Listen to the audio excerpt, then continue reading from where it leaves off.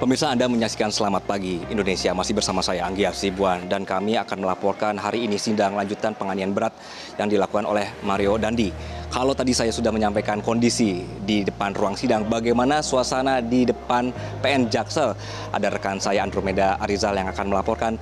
Andro, selamat pagi. Bagaimana kondisi di sana, Andro?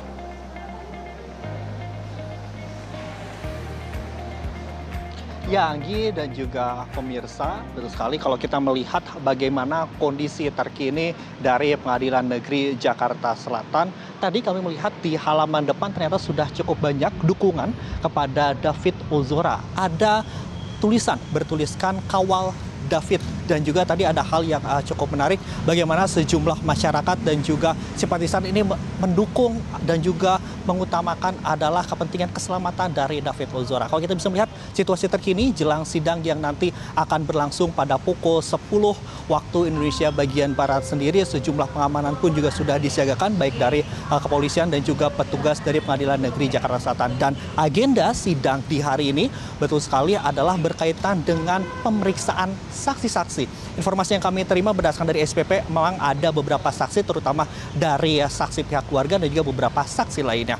Kami akan mengajak Anda untuk berbincang secara langsung dengan kuasa hukum dari David Ozora, yaitu Mbak Melisa. Halo Mbak Melisa, selamat pagi. Sebelumnya terima kasih Mbak sudah berkenan untuk diwawancari bersama kami di program Selamat Pagi Indonesia. Mbak Melisa, sedikit untuk agenda hari ini, keterangan sebelumnya ada 5 orang saksi yang akan dihadirkan. Yang utamanya adalah pihak keluarga. Apakah ini akan hadir dan siapa pihak keluarga tersebut, Mbak Melisa? Untuk hari ini keterangan saksi yang hadir dari ayah David, Jonathan Latumahina. Untuk pamannya kemungkinan akan hari Kamis ya, karena ada permintaan untuk dilakukan pengambilan sidang Zoom. Nah, kemudian untuk yang lain kami dapat informasi dari jaksa penuntut umum itu dari saksi yang ada di TKP, yaitu saksi kunci yang menemukan anak korban pada saat dianiaya oleh pelaku. Salah satu hal yang menarik adalah ayah dari David Ozora sendiri ini akan hadir dan juga akan membawa barang bukti. Bisa dijelaskan sedikit ini barang bukti apa saja Mbak Melisa yang akan dibawa oleh ayah dari David Ozora? Iya, tentu terkait dengan kondisi dan perkembangan David hari ini ya. Pasca kejadian tanggal 20 Februari sampai hari ini banyak sekali rangkaian pengobatan. Kita ketahui ada 2 minggu David koma, kemudian 2 bulan di ruang ICU. Setelah 16 April dilakukan pengobatan di rumah dengan berbagai terapi. Nah, kondisi terupdate inilah yang akan disampaikan oleh ayahnya David kepada majelis hakim nanti. Kita sudah siapkan juga bukti-bukti pendukung terkait dengan kondisi rekam medis dari ahli fisioterapi dan lain sebagainya. Mbak Melisa, ada hal yang cukup menarik terutama berdasarkan dari persidangan sidang perdana kemarin, bahwa dari kuasa hukum Mario Dandi sendiri tidak mengajukan nota keberatan atau eksepsi, namun hanya berkaitan dengan usia dari 20 tahun dirubah menjadi 19 tahun. Mbak Melisa juga sempat mencuitkan di salah satu Twitternya itu dewasa muda. Bisa jelaskan sedikit ini isu dewasa muda ini seperti apa? Apakah ini mungkin strategi dari kuasa hukum Mario Dandi terkait dengan permasalahannya atau seperti apa, Mbak Melisa? Kita nggak tahu ya strategi mereka seperti apa, tetapi terkait usia muda, adanya usia peralihan dari anak-anak menjadi dewasa, ini sudah lama kita dengar. Dan dengan disampaikan kemarin di hadapan majelis, kita melihat ini strategi yang nyata yang akan mereka sampaikan nanti di persidangan terkait dewasa muda. Nah, makanya saya sampaikan dewasa muda ini mungkin istilah psikologis ya, istilah psikolog terkait dalam dunia hukum, ya tidak ada istilah dewasa muda, dewasa tua. Dewasa ya dewasa, orang yang sudah bisa diminta pertanggungjawaban secara sempurna. Yang dilihat ini bukan apakah dia usia dewasa muda atau dewasa tua, tetapi yang dilihat adalah bagaimana perbuatannya terhadap korban, bagaimana perbuatannya saat melakukan penganiayaan dan bagaimana dampaknya. Hanya itu yang dilihat, gitu. Berbicara mengenai perbuatan di dalam rekaman CCTV dan juga barang bukti yang tentu kita ketahui dari sejumlah media sosial, begitu keterlibatan Shane Lucas terutama terkait dengan persidangan di hari ini, tanggapannya seperti apakah betul bahwa Shane Lucas sendiri ini dipaksa oleh Mario Dandi ketika merekam perilaku atau penganiayaan yang dilakukan pada 20 Februari lalu? Iya, alhamdulillah kita menyaksikan keseluruhan persidangan pelaku anak waktu itu ya. Dan di saat itu juga sudah disampaikan keterangan secara utuh baik dari Shane Lucas ataupun yang lainnya. Dan kita sudah mengetahui bahwa dari Shane Lucas lah ada inisiatif dan bertanya pada saat perjalanan, "Den, nanti gue ngapain aja?" dan dari awal dia sudah tahu bahwa dia diajak untuk mukul seseorang dan dia mengiyakan ikut. Dan kalau kita lihat di dalam video nanti akan kita saksikan bersama-sama di persidangan, kita lihat bagaimana perbuatan-perbuatan aktif dari Shane Lucas mendukung sehingga penganiayaan terhadap anak korban ini terlaksana dengan mulus. Seperti itu. Mbak Melisa, ada hal yang cukup menarik, bagaimana tanggapan dari pihak keluarga terkait juga ada mafia. Bahkan saya izin untuk mengutip sedikit apa yang disampaikan oleh kuasa hukum Shane Lucas ini meminta Mario untuk dipisahkan. Walaupun kita ketahui bersama bahwa Rafael Alun Trisambodo ini saat ini sudah diamankan oleh pihak tahanan KPK. Terkait dengan mafia yang disampaikan oleh pihak keluarga ini seperti apa Mbak Melisa? Ya, ini kan dari apa yang dialami oleh keluarga. Kita tidak tahu apa yang dialami dari Shane Lucas ya, yang disampaikan oleh kuasa hukumnya. Tetapi dari apa yang disampaikan oleh klien kami, di proses-proses awal memang ada sempat hal-hal yang janggal ya. Dan pada saat itu juga kami sudah sempat sampaikan bahwa ada beberapa orang yang menempel kepada keluarga di awal-awal David masuk di ruang ICU di Medika Permata. Nah, itu diindikasikan adalah orang-orang yang memang mafia-mafia itu lagi bekerja. Kemudian terkait barang bukti, ini yang masih belum terjawab sampai saat ini. Pada saat di Polsek itu sempat keluar barang bukti mobil Rubicon. Ya, keluar dengan alasan menjemput saksi. Ini janggal sekali. Ini kalau bukan mafia nggak bisa ini keluar masuk alat bukti dengan sebegitunya. Dan banyak hal-hal lain lagi yang janggal nanti juga akan disampaikan oleh ayah David. Akan disampaikan oleh ayah David pada persidangan nanti. Oke, Mbak Melisa, mempertegas sedikit, apakah ini perlu pasal 355 terkait dengan penganiayaan berat ini, apakah ini sudah sesuai dengan dari keterangan saksi-saksi dan juga sebagainya? Apakah ini perlu ada perubahan ataupun juga ada indikasi mungkin dari pengacara Mario Dandi ataupun juga Shane Lucas terkait dengan pasal 355 ini? Iya, kalau dilihat dari struktur dakwaan ada 355 ayat 1 dan ada 353 ayat 2 ya. Iya, dua pasal ini saya melihat mereka akan mencoba mengarahkan bahwa ini adalah penganiayaan tidak berat dengan terencana, karena dua unsur pasal ini kan sama-sama perencanaan.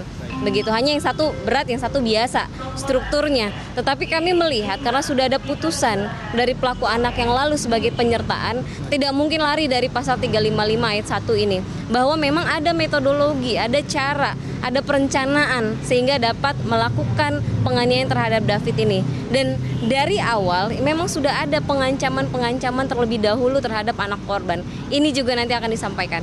Termasuk juga mungkin barang-barang bukti terkait dengan pesan singkat, kemudian juga terdakwa salah satunya itu AGT yang anak berhadapan dengan hukum juga itu mencoba untuk mempertemukan antara Mario Dandi juga itu nanti akan disampaikan juga oleh pihak dari keluarga, begitu Mbak Melisa? Iya, benar. Semua rangkaian ini akan disampaikan oleh ayahnya David karena mengingat ya, proses di awal-awal David tidak bisa memberikan keterangan, tetapi kita sudah punya alat bukti yang bisa memperjelas situasi-situasi perencanaan yang mereka lakukan ini.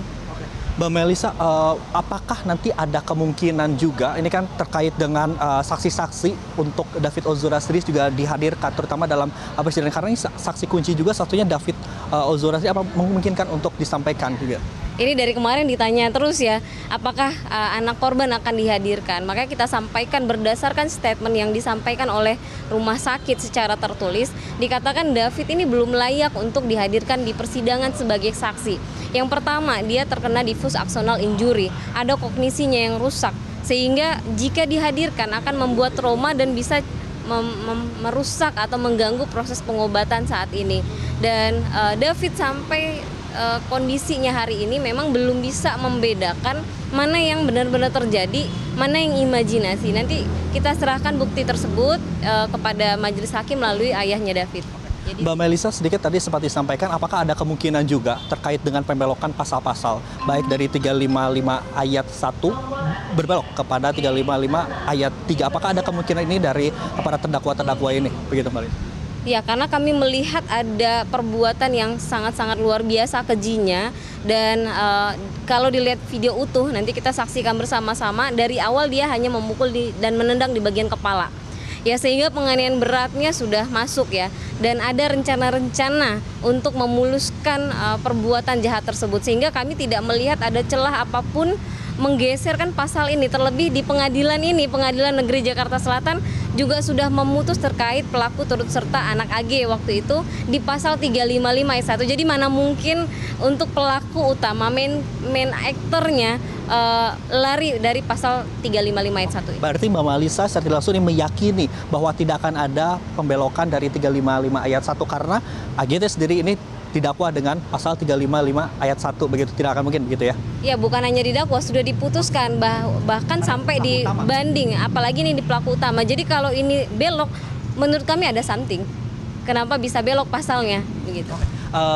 Mbak Melisa, ini kita ketahui bahwa dari rekam CCTV ini ada sejumlah peran, terutama dari Mbak tadi Melisa sampaikan adalah main aktornya adalah Mario Dandi. Sementara dari pihak keluarga sendiri begitu, dari Pak Jonathan ataupun dari paman korban ini melihat peran dari Shane Lucas ini seberapa penting begitu, ataupun dalam penganiayaan ini seperti apa? Apakah betul bahwa yang mengkompori begitu kami bahasakan Mario untuk memukul ini adalah Shane, atau seperti apa Mbak Melisa dari pihak keluarga?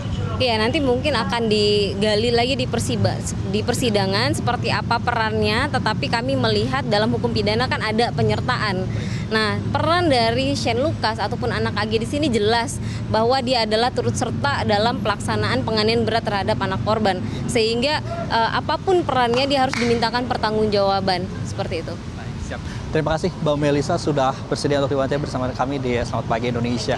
Dan pemirsa, seperti itu tadi perbincangan kita dengan Melisa yang juga merupakan kuasa hukum dari David Ozora. Kita tunggu seperti apa penyampaian saksi-saksi yang akan dihadirkan di hari ini. Pertama, saksi yang akan dihadirkan pertama dari pihak keluarga, yaitu ayah dari David Ozora, nanti akan menjelaskan barang-barang bukti apa saja yang turut diamankan, kemudian barang bukti apa saja yang akan disampaikan dalam persidangan di hari ini, kemudian dari saksi kunci yang berada di TKP. Nanti kita lihat seperti apa persidangan yang akan berlangsung pada pukul 10 pagi nanti. Artinya ini 1 jam dari sekarang kita akan melihat bagaimana proses persidangan ini berlangsung.